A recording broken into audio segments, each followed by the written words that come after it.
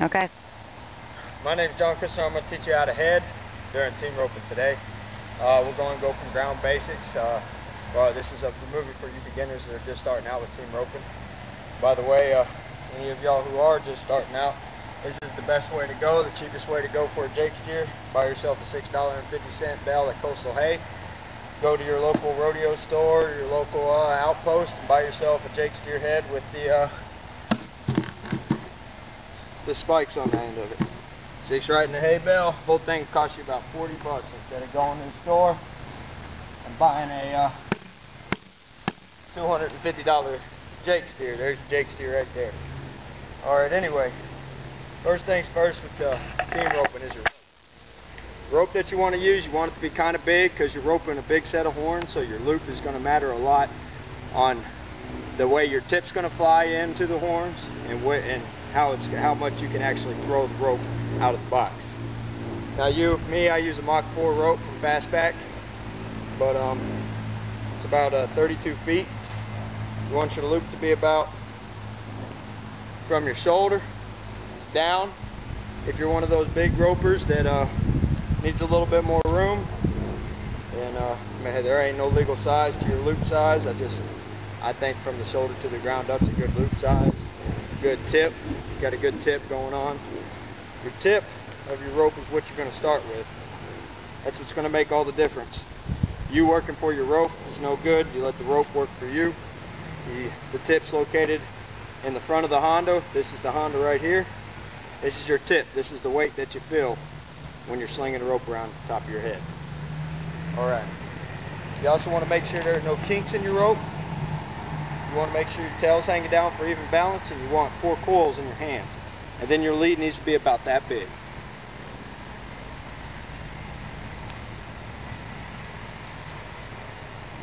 Alright.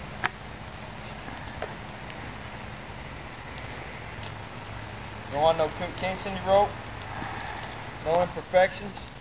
It's going to matter a lot when you're coming out of the box at 20 miles an hour, 25 miles an hour chasing a steer down the box, down the rodeo arena.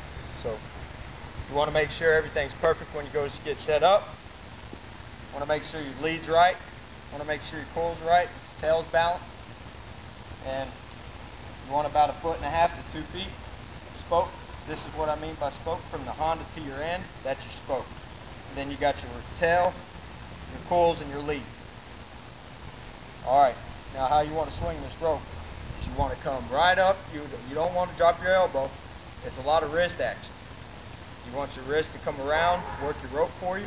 Once you feel that tip come around that right hand side of that horn, is when you want to release. So when it gets right there, you want to come around, hook it up. Well, that's a half head. You really don't want one of those. But it's still a little catch. Just pull your rope back up, swing it around, make sure there are no kinks in it.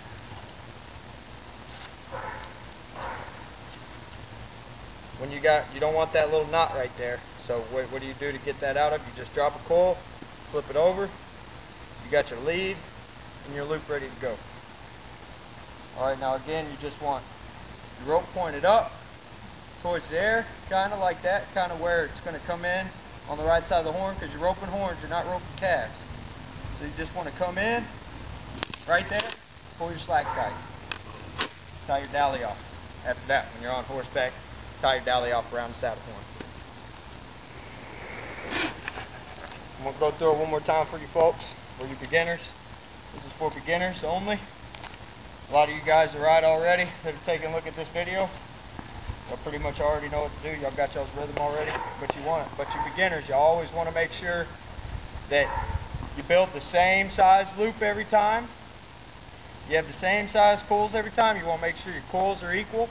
You want to make sure your rope don't got a bunch of furry stuff on the end of it, so it don't cause the Honda to slip up bad. Again, you're just right here. You're out 2 feet in, 2 feet back, 2 feet in. I like to go a lot more back. But when you come in, you just rope around there. Alright, like that. You want the tip of the rope to follow around right to here. You can see it in your peripheral vision come around. And then when you come in, you just want to follow through, thumb down. It's like slinging at a baseball swing at a baseball half.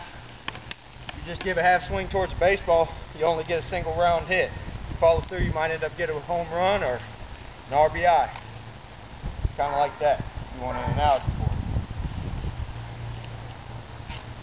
Now pulling your slack tight is another part, another very important part of team roping. And that's what we're going to cover here next. When you rope the horns, you want to come across, you want to rope the horns, and then when you come to pull your slack tight, you just straight down, not up. If you pull it up, if you pull the slack up, it'll come off the horns a lot. If you're lucky, they'll stay on. But most of the time, when you go to pull your slack, you want to pull it straight to your knee. When you're going to dally off on your saddle, you don't want to look down at the saddle horn. You want to make sure you look straight forward so you don't get it off track where that steer's going. You want to make sure you always know where that steer's going at all times, or your heeler's not going to like you all that much. Alright, one more time before this video's over. We're coming across right here. Elbows up. Good wrist action. Rope looks good. It's not got a figure 8 in it. When the tip comes around, hit the horns. When you go to pull the slack tight, just right to your knee. Tie your dally up. When you do it fast, it's going to look like this.